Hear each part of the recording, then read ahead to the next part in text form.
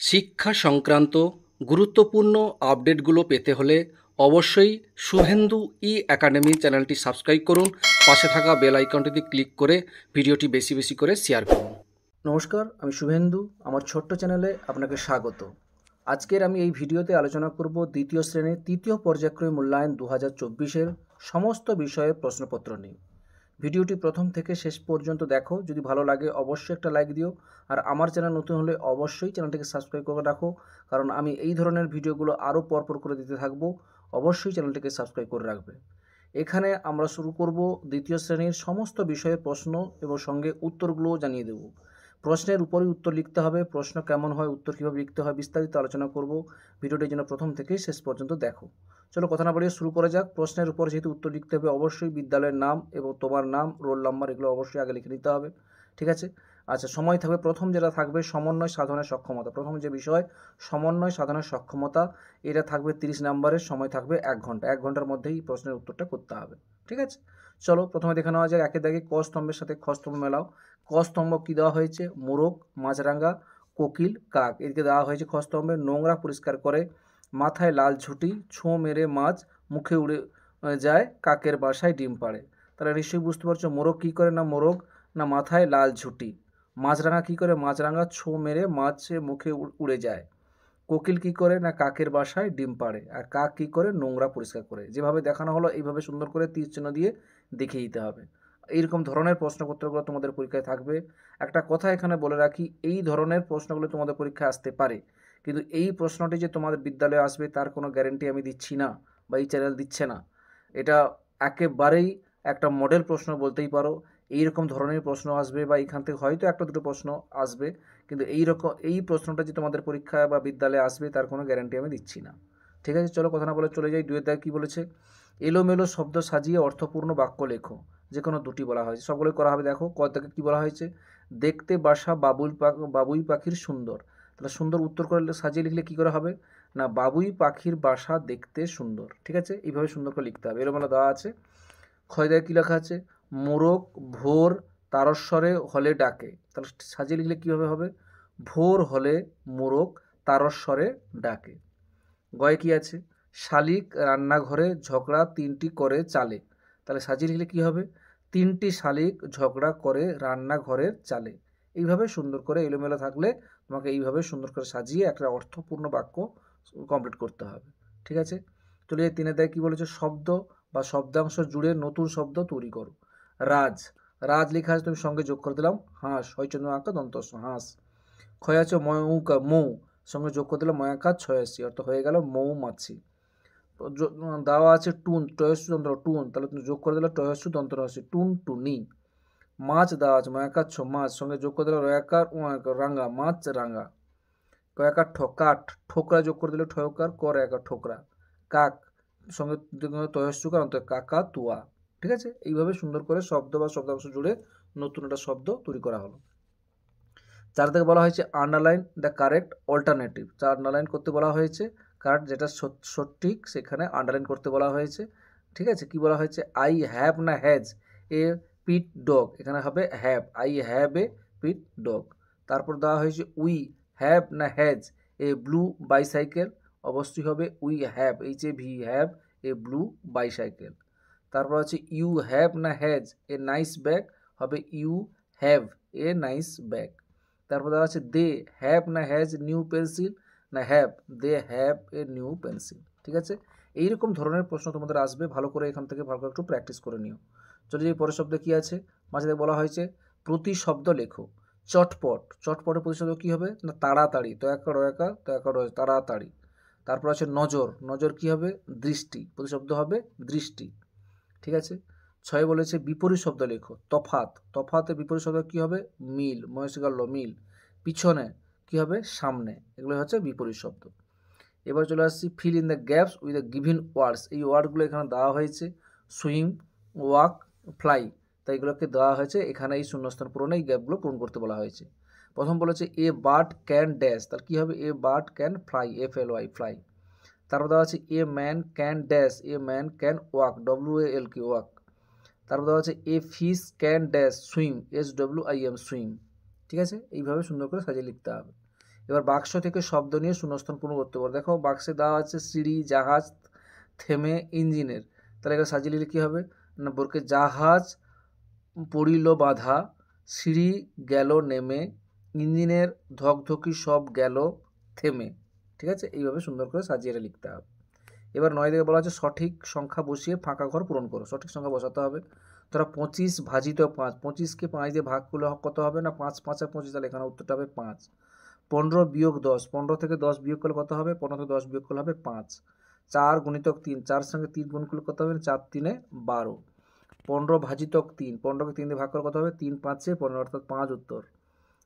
6 যুক্ত 4, 6-এর সঙ্গে 4 যোগ করলে কত হবে 10, এখানে 10 লিখবে। 5 গুণিতক 4, 5কে 4 দিয়ে গুণ করলে কত হবে 20, তাহলে এখানে 20 লিখবে। তাহলে এইভাবে সুন্দর করে ফাঁকা ঘরগুলো পূরণ করতে হবে। এবার বলা হয়েছে বাক্য রচনা করো, যে কোনো দিন বাক্য রচনা করতে বলেছে, তুমি তোমার মতো করে করতে পারো, কোনো অসুবিধা নেই। বই, আমি বই পড়তে ভালোবাসি। এবার ক্ষয় বলছে মজা, ছুটিতে বেশ মজা হয়। গ প্রশ্ন, প্রশ্ন, আজ পরীক্ষার প্রশ্ন খুব সহজ। সত্য, সর্বদা সত্য কথা বলিবে। পৃথিবী, পৃথিবী সূর্যের চারিদিকে ঘোরে। ঠিক আছে, এইরকম ধরনের তোমাদের পরীক্ষায় প্রশ্ন আসবে। খুব ভালো করে যদি প্র্যাকটিস করো, অবশ্যই তোমরা এরকম ধরনের প্রশ্নগুলো অবশ্যই পেরে যাবে। ঠিক আছে, ওকে। এরপরে চলে যাব পরবর্তী প্রশ্ন। পরবর্তী প্রশ্ন কি না, সংযোগ স্থাপনের সক্ষমতা। এটাও দ্বিতীয় শ্রেণীর, এটাও থাকবে 30 নম্বরের, 1 ঘন্টা টাইম থাকবে, তার মধ্যেই করতে হবে এবং প্রশ্নের উপর উত্তর লিখতে হবে। এই প্রশ্নগুলো কেমন হয় সেটাও আমরা পরপর করে দেখে নিই। প্রথমে বিদ্যালয়ের নাম, তোমার নাম, রোল নাম্বারে লিখে ফেলবে।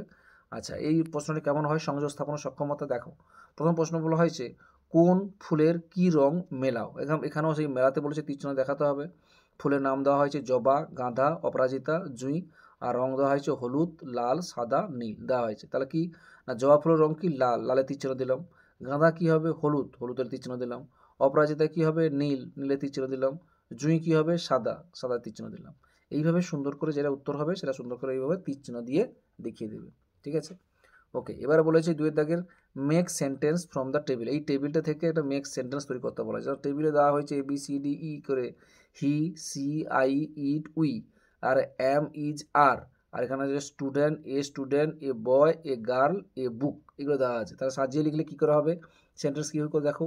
হি is a student, she is a girl, I am a boy, it is a book, we are a students. ঠিক আছে, এইভাবে সুন্দর করে মেক সেন্টেন্স তো একটা তৈরি করতে হবে এখান থেকে, টেবিল থেকে। এইভাবে সুন্দর করে ফেললে।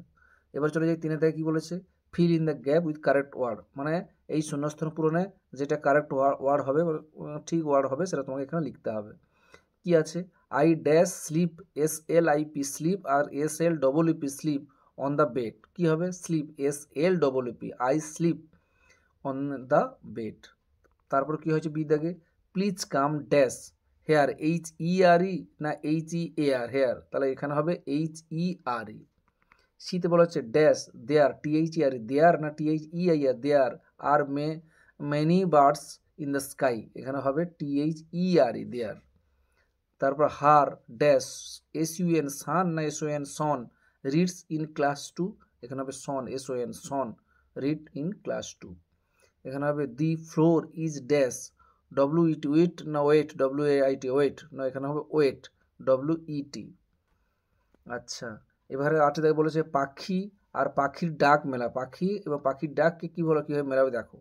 পাখির নাম দেওয়া আছে ময়ূর, পায়রা, কোকিল, আদিকে পাখির ডাক দেওয়া আছে কুহু, কেকা, বকবকম।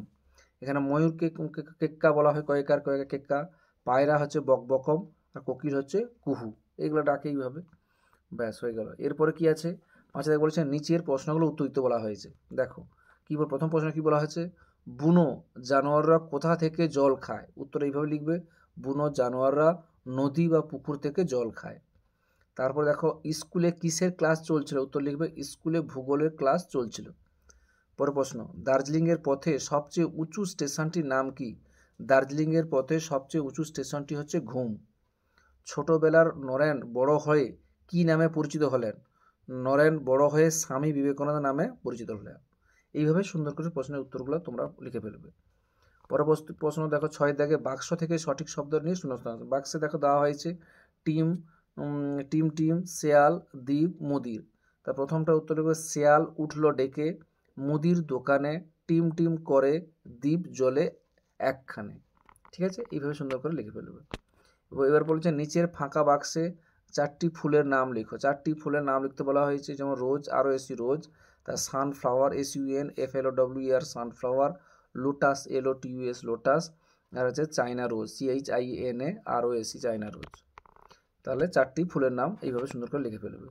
এবারে বাংলায় শব্দার্থ লিখতে বলা হয়েছে স্প্যারো SPARROW স্প্যারো মানে কি না চড়ুই পাখি। বাটারফ্লাই BUTTERFLY বাটারফ্লাই মানে কি প্রজাপতি। বাট BIRD বাট মানে কি পাখি। ক্যারট CARROT ক্যারট মানে কি গাজর। ঠিক আছে, এইভাবে সুন্দর করে ইংরেজি থেকে বাংলায় করে দেওয়া হলো। এরপর বলেছে নিচের ক্যালেন্ডারের মাস দেখো ও প্রশ্নের উত্তর দাও। নিচের ক্যালেন্ডার মাস দেখতে একটা ক্যালেন্ডারের মাস দিয়ে দেওয়া হয়েছে ক্যালেন্ডার মাসে। ঠিক আছে, এখানে মাস দেখে তোমাকে উত্তরগুলো করতে হবে। এখানে কি বলেছে যে এই মাসে মোট কত দিন, এই মাসে কত দেখতে পাচ্ছি কি শেষটা হচ্ছে কি 28, তাহলে এখানে 28 দিন। এই মাসে শনিবারের সংখ্যা কয়টি দেখতে পাচ্ছি, শনিবারের সংখ্যা হচ্ছে 4টি, তাহলে এখানে লিখবে 4টি। এই মাসে 21 তারিখ কী বার, এই মাসে খেয়াল করে দেখো 21 তারিখটা হচ্ছে বুধবার, দেওয়াই আছে 21 সোজা, তাই এখানে বুধবার। এটা কি মাসের ক্যালেন্ডার দেখতে পাচ্ছি, এটা যেহেতু 28 মাস, এটা হচ্ছে ফেব্রুয়ারি মাসের ক্যালেন্ডার, এখানে লিখবে ফেব্রুয়ারি। ঠিক আছে, আশা করি বুঝতে পেরেছো। ব্যাস, এটা হয়ে গেল শেষ। এরপরে শেষ যেটা আছে সমস্যা সমাধানের সক্ষমতা, এটাও তোমাদের থাকবে 30 নম্বরে, 1 ঘন্টা টাইম থাকবে। প্রশ্নের উপর উত্তর করতে হবে, তোমার নাম, বিদ্যালয়ের নাম, এগুলো সুন্দর করে এখানে প্রশ্নের উপর লিখে ফেলতে হবে। এই সমস্যা সমাধানের সক্ষমতা প্রশ্নগুলো কেমন ধরনের হয় সেটাও আমরা এখন দেখে নিই। প্রথমে কি বলে যাকে দেখে বলছে নিচের শব্দগুলো উপযুক্ত ঘরে বসে। নিচের শব্দগুলো দেওয়া আছে দেখো, মন্দিরখানা, অঞ্জনা, অন্ধ, জীর্ণ। তা সাজিয়ে লিখলে কী হবে, অঞ্জনা নদী তীরে চন্দনে গায়ে, পোড়ো মন্দিরখানা গঞ্জের বাঁয়ে, জীর্ণ ফাটল ধরা এক কোণে তারি, অন্ধ নিয়েছে বাসা কুঞ্জবিহারী। ঠিক আছে, এইভাবে সুন্দর করে পরপর করে লিখতে হবে। আশা করি বুঝতে পারি, কোনো সমস্যা নেই। চলে যাই 2 দাগ। কী বলেছে, নিচের প্রতিটি ভাগ অঙ্কে ভাজ্য ভাজক ভাগফল ভাগশেষ নির্ণয় করো। তা কোনটা ভাজ্য কোনটা ভাজক ভাগফল ভাগশেষ এটা বলতে হবে। যেমন 42 ভাজিতক 5, এখানে ভাজ্য হচ্ছে 42, ভাজক হচ্ছে 5, ভাগফল ভাগ করলে কত হবে, ভাগ করলে হবে 5 8 40, মানে এখানে 8 হবে, আর ভাগশেষ পড়ে থাকবে 2। ঠিক আছে, ভাগটা করে নেবে তাহলে বুঝতে পারবে। তারপর 33 ভাজিতক 3, এখানে 33 ভাজ্য, 3টা হচ্ছে ভাজক, ভাগ করলে হবে 11 3 33, তাই এই জন্য 11 হলো ভাগফল, আর ভাগশেষ থাকছে না 0, এই জন্য ভাগশেষ 0। এবার 30 ভাজিতক 2, ভাজ্য হচ্ছে 30, ভাজক হচ্ছে 2, ভাগফল হচ্ছে 15, আর ভাগশেষ হচ্ছে 0।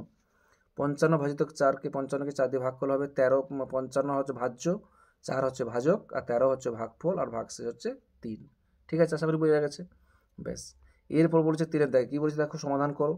রমেশ গাছ থেকে 28টি ডাব পেরেছে, 2টি থলিতে সমান ভাগে ভাগ করে রাখলে তাহলে রমেশ প্রতি থলিতে কতগুলো ডাব রাখবে। তা প্রতি তো 2টি থলি বলেছে, তাহলে 28কে 2 দিয়ে ভাগ করতে হবে, 28 ভাজিতক 2 কত হবে 14টি। পরে প্রশ্ন, অমল 64টি লজেন্স 2টি প্যাকেটে সমান ভাগে ভাগ করে রাখবে, তাহলে অমল প্রতি প্যাকেটে কতগুলো লজেন্স পাবে। এখানেও সেই সমান ভাগ 2 ভাগে ভাগ করতে বলেছে, তাহলে 64 ভাজিতক 2, 64কে 2 দিয়ে ভাগ করলে হবে 32টি।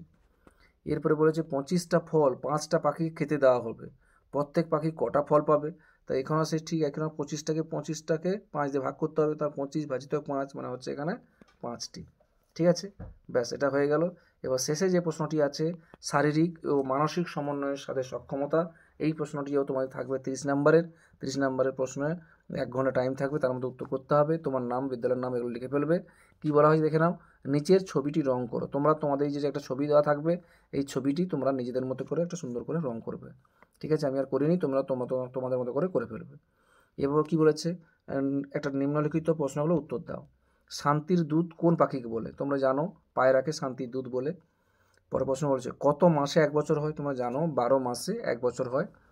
তারপরে বলেছে মানুষের ডাক নকল করতে পারে এমন একটা পাখির নাম বলো। টিয়া পাখি মানুষের ডাক নকল করতে পারে। একটি চতুষ্পদ প্রাণীর নাম বলো। গরু হলো একটি চতুষ্পদ প্রাণী। দর্জি পাখি কাকে বলে, বাবুই পাখিকে দর্জি পাখি বলা হয়। ঠিক আছে, ব্যাস, এবারে বলেছে ক স্তম্ভের সঙ্গে খ স্তম্ভ মেলাও। পরিবেশ দিবস, প্রজাতন্ত্র দিবস, স্বাধীনতা দিবস, শিক্ষক দিবস, শিশু দিবস। 15ই আগস্ট, 5ই জুন, 26শে জানুয়ারি, 14ই নভেম্বর, 5ই সেপ্টেম্বর। তাহলে পরিবেশ দিবসটা কবে, না পরিবেশ দিবস আছে 5ই জুন, তাহলে 5ই জুনের দিকে তীর চিহ্ন দেবে।